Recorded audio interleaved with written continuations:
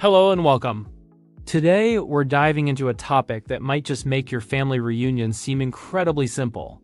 We're talking about the ancient Persian Empire and a royal family tree so tangled, it makes a ball of yarn look straight. Let's unravel the story of the Persian royals.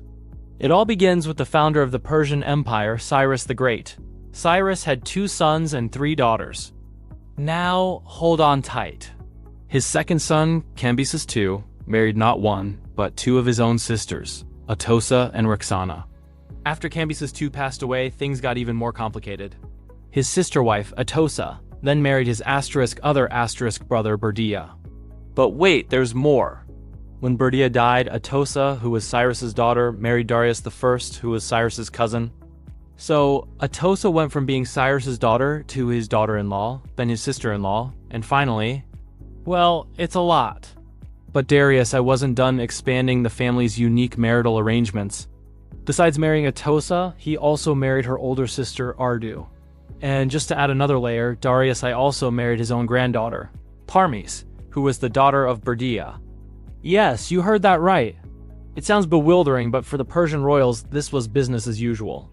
It was seen as an efficient way to keep power, wealth, and lineage tightly within the family. During this early period of the empire, these relationships weren't even seen as scandalous. Persian scholars, in their own unique logic, believe that marrying one's own descendants and continuing this pattern through generations was the most straightforward way to maintain royal purity and control. It was about consolidating power in its most concentrated form. Where did such an abstract idea come from? Much of it was influenced by traditions from neighboring India. Persia and India share common Aryan roots, and in many ways, Persian history mirrored Indian cultural and social systems. When the Aryans migrated, one branch settled in India, establishing a new social order, while another branch moved onto the Iranian plateau, eventually founding the Persian Empire. This shared heritage meant a lot of cultural cross-pollination. However, the Persian Aryans had a different focus than their Indian counterparts. They were less about philosophical dialogue and more about military organization. The empire was essentially a coalition of military groups, with the Persian tribes at the helm. This military mindset heavily influenced their rulers.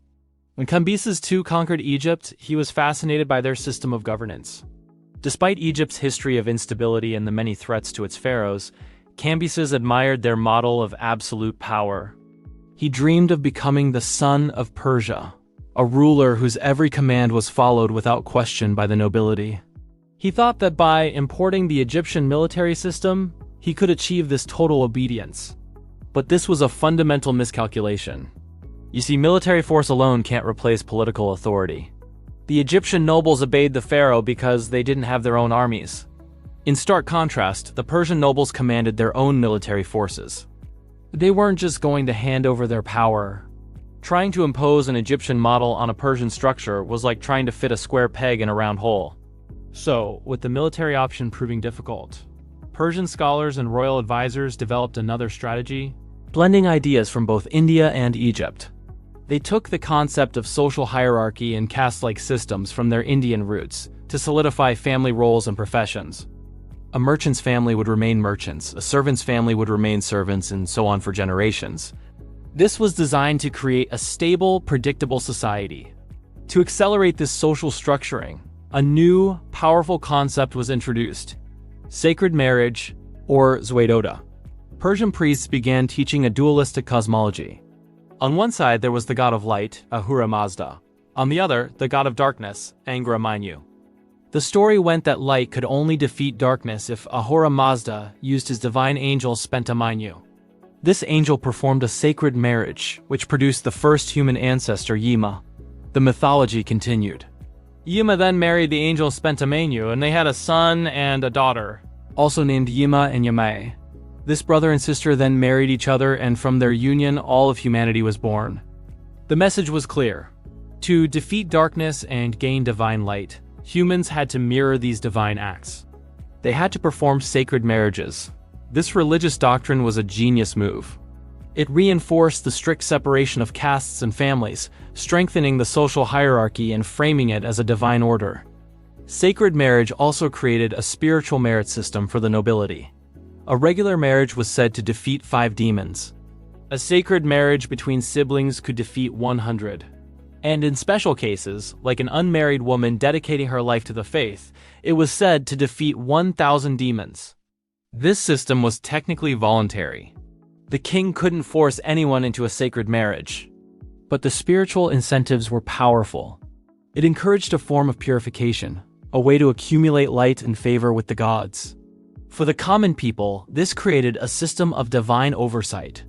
Even if the king couldn't watch everyone, the gods could. It ensured that everyone was accountable for their actions, strengthening social control from the ground up. But this system, designed for control and purity, had a devastating, unintended consequence. Over generations of extreme inbreeding, the Persian royal family began to degenerate. Genetic disorders, mental health issues, infertility, and physical ailments became rampant throughout the dynasty. The very practice meant to strengthen the royal line was now its greatest weakness.